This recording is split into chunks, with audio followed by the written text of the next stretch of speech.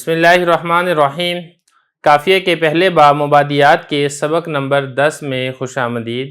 آج کے سبق میں ہم اعراب اور عامل کی تعریف اور اس کی قسمیں پڑھیں گے۔ سب سے پہلے اب عبارت دیکھ لیں، پھر ترجمہ کریں گے اور آخر میں تشریح کریں گے۔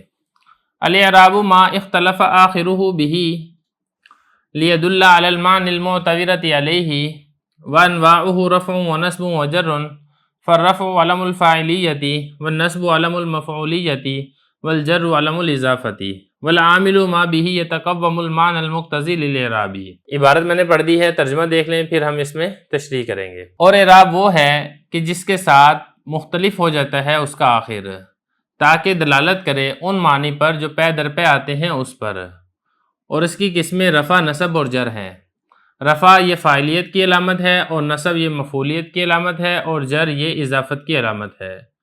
اور عامل وہ ہے جس کے ذریعے سے قائم ہوتا ہے وہ معنی جو تقاضا کرتا ہے اعراب کا۔ عبارت بھی ہو گئی ہے، ترجمہ بھی ہو گیا ہے، اب چلتے ہیں اس کی تشریح کی طرف۔ دیکھیں، تشریح میں سب سے پہلے بات جو یہ کہی ہے کہ اعراب کس کو کہتے ہیں۔ پہلی بات یہاں سے شروع ہے، الاعراب ما اختلف آخرہ بہ۔ تو بتا رہے ہیں کہ اعراب وہ چیز ہوتی ہے جس کے ساتھ مورب کے آخر کے اندر تبدیلی آتی ہے اور وہ مختلف ہو جاتا ہے۔ مثال کے طور پر جیسے فرمایا الاعراب ما، اعراب وہ چیز ہے، یہ جو ما ہے یہ اسی اعراب کی طرف ہی لوٹ رہی ہے۔ اختلافا، مختلف ہو جاتا ہے، آخرہ، اس کا آخر، یہ جو ہے نا آخر، یہ مضاف مضاف الیہ سے مل کر اس اختلافا کا فاعل بن رہا ہے، اس کا آخر مختلف ہو جاتا ہے۔ کس کا آخر مختلف ہو جاتا ہے؟ اس میں یہ جو ہو ضمیر ہے یہ لوٹ رہی ہے پیچھے اس میں مورب کی طرف، وہ اس میں مورب جو کہ ہم نے سبق نمبر 9 کے اندر پڑھ لیا تھا۔ یعنی اعراب وہ ہے کہ جس کے ساتھ مورب کا آخر تبدیل ہو جاتا ہے، تبدیل ہو جاتا ہے مورب کا آخر بھی، اس کے ساتھ، کس کے ساتھ؟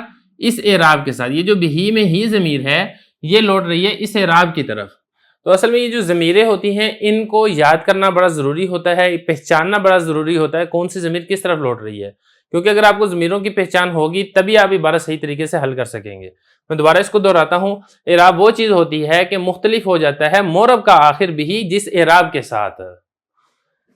اب یہاں سے آگے یہ جو حکم بتا دیا نا، اعراب کی تعریف کر دی، اب اس اعراب کی تعریف کے بعد آگے وجہ بتا رہے ہیں کہ کیوں مختلف ہو جاتا ہے مورب کا آخر، وہ بتا رہے ہیں۔ لیدل، تاکہ دلالت کرے، علی المعانی، ان معنی، المعتبرۃ علیہ۔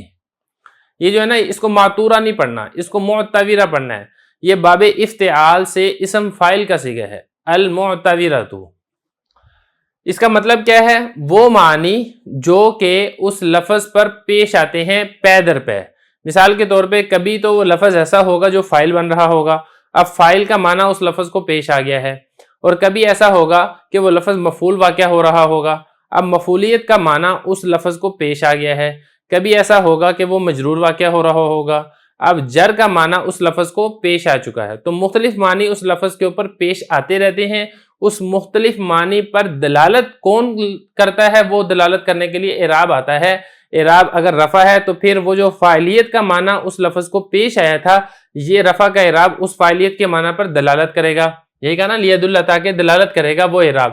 یہ اسی طرح اگر مفعولیت کا معنی اس لفظ کو پیش آ چکا ہے تو پھر وہ مفعولیت والا اعراب ہے، اس مفعولیت والے معنی پر دلالت کرے گا۔ یہ کہا کہ تاکہ دلالت کرے علی المعانی، ان معنی پر، المعتبرۃ علیہ، وہ معنی جو کہ اس لفظ کو پیش آتے ہیں۔ اس کے بعد آگے فرمایا وانواعہ رفع ونصب وجر، اور ان کی نوع، کس کی نوع؟ اسی اعراب کی نوع۔ اس اعراب کی جو اقسام ہیں وہ فرمایا ایک تو رفع ہے، دوسری نصب ہے، اور تیسری جر ہے۔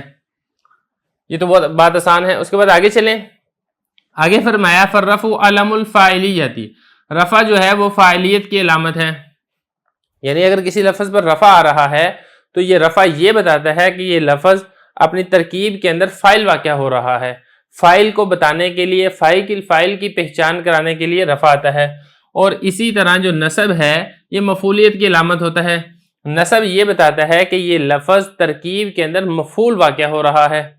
اور اسی طرح جو جر ہے، جر یہ اضافت کی علامت ہے، جر یہ بتانے کے لیے آتا ہے کہ یہ لفظ ترکیب کے اندر مضاف الیہ واقع ہو رہا ہے۔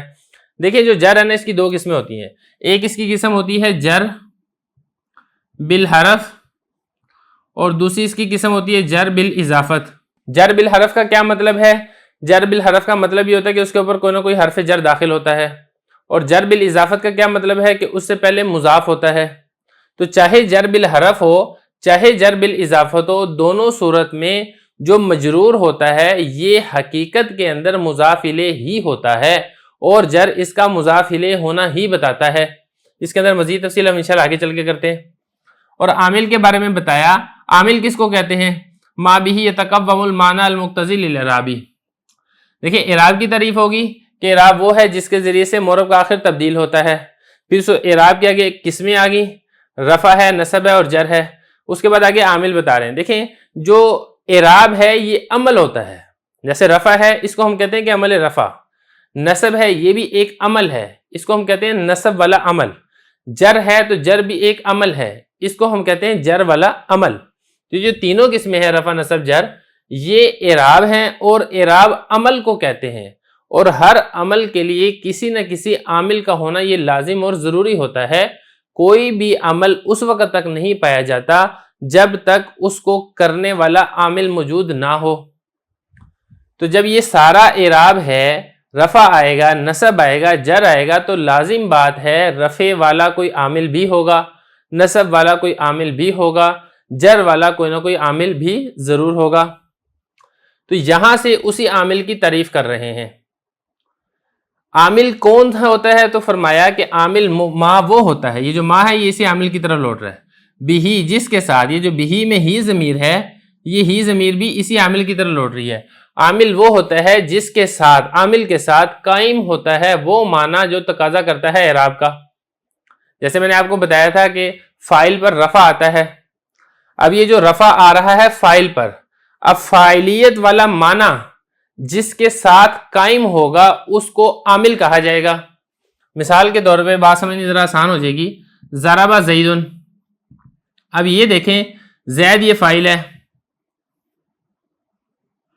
اب یہ زید جو فاعل ہے یہ معنی قائم ہو رہا ہے اس ضربہ کے ساتھ، کیونکہ ضربہ نے ہی زید کو فاعل بنایا ہے، ضربہ ہی عامل ہے.